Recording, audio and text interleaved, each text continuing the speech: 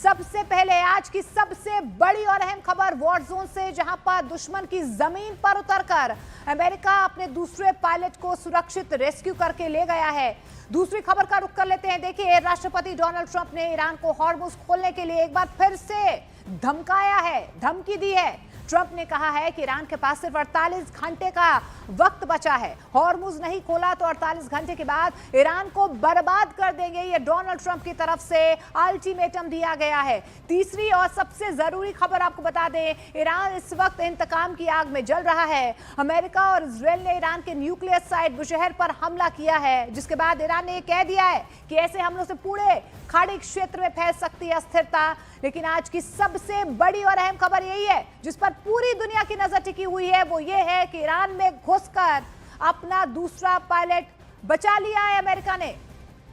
तो देखिए, अमेरिका ने अपने दूसरे पायलट को बचा लिया है। अमेरिका ने अपने दूसरे पायलट को एक बहुत बड़े रेस्क्यू ऑपरेशन के दौरान 100 से ज्यादा जिसमें यूएस के कमांडो शामिल थे, उसे बचा लिया है। ईरान से F-15E के पायलट को बचाकर ले गए हैं यूएस के कमांडोज, और पूरे ऑपरेशन में 100 से ज्यादा यूएस कमांडो शामिल थे। 12 से ज्यादा हेलीकॉप्टर्स, फाइटर जेट भी इसमें शामिल थे।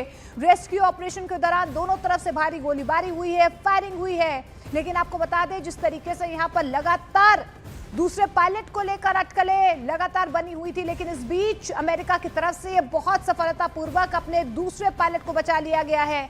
F-15E के पायलट के रेस्क्यू के दौरान भारी फायरिंग हुई है दोनों तरफ से। इस दौरान सिचुएशन रूम से ऑपरेशन पर ट्रंप भी लगातार नजर बनाए हुए थे। अमेरिका के लिए इज्जत का सवाल भी था, और अमेरिका ने साबित किया है कि वो कभी अपने सैनिकों को पीछे नहीं छोड़ता है।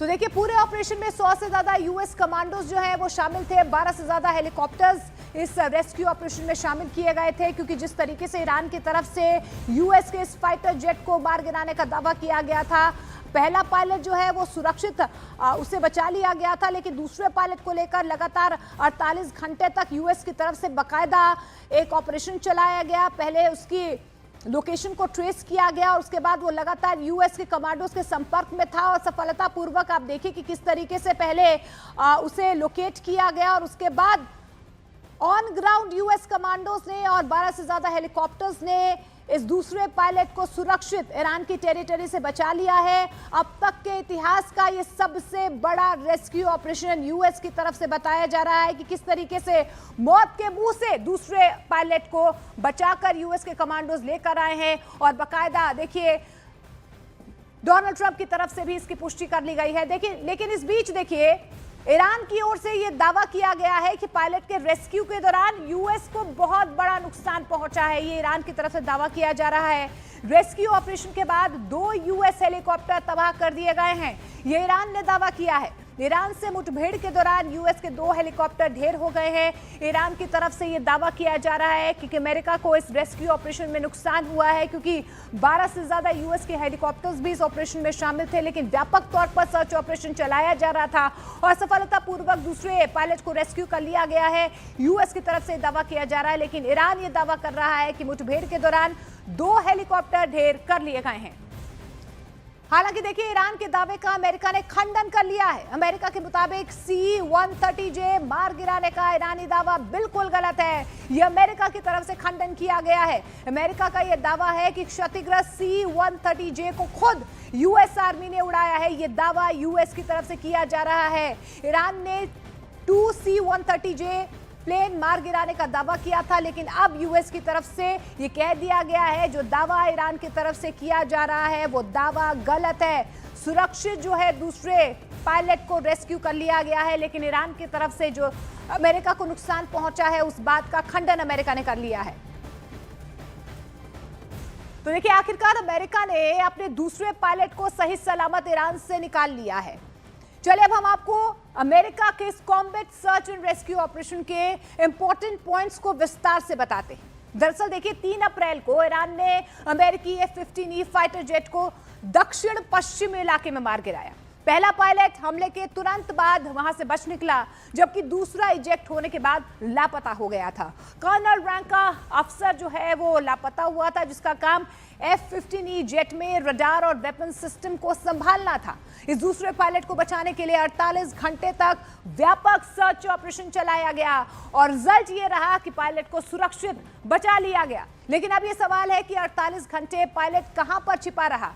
वहीं अमेरिकी मीडिया का यह दावा है कि पहाड़ी इलाके में कई फीट ऊपर जाकर ये पायलट छिप गया था और बचाने के लिए सर्च ऑपरेशन में 100 यूएस कमांडोज और 12 हेलीकॉप्टर और फाइटर जेट को लगाया गया था।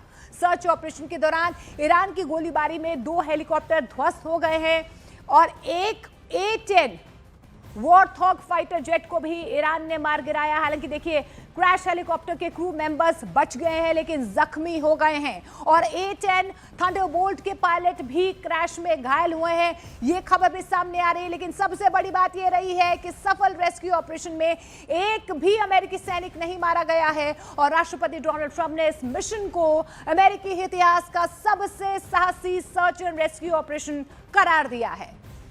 और इस बीच आपको ये भी बता दें, क्योंकि लगातार जो है ईरान के साथ जंग जारी है, ईरान के साथ जंग में 37वें दिन अमेरिकी सेना को एक कामयाबी हाथ लगी है। ईरान में मारे गए अपने F-15E फाइटर प्लेन के दूसरे पायलट को अमेरिकी सेना ने सुरक्षित निकाल लिया है। हालांकि देखिए, अमेरिका को इस रेस्क्यू ऑपरेशन के दौरान अपने 2 हेलीकॉप्टर गंवाने पड़ गए हैं, क्योंकि रेस्क्यू के दौरान हुई फायरिंग में ईरानी सेना ने अमेरिका के 2 फाइटर हेलीकॉप्टर्स को मार गिराया है। तो वहीं दूसरी तरफ ईरान का अमेरिका के सहयोगी देशों पर लगातार हमला भी जारी है, जहां पर बहरीन में IRGC के हमले में वहां की सबसे बड़ी ऑयल रिफाइनरी तबाह हो गई है। वहीं ईरान ने कुवैत में पावर प्लांट को निशाना बनाया है। तो देखिए, तफसील से हम बता रहे हैं कि किस तरीके से एक के बाद एक दोनों ही तरफ से प्रहार हो रहा है। ईरान से यूएस पायलट का रेस्क्यू हो चुका है। रेस्क्यू में 2 यूएस हेलीकॉप्टर तबाह हो गए हैं। लेकिन इस बीच देखिए, बहरीन में रिफाइनरी पर यह बहुत बड़ा अटैक किया गया है, तो वहीं ईरान की तरफ से पलटवार किया गया है और कुवैत में पावर प्लांट को तबाह कर लिया गया है।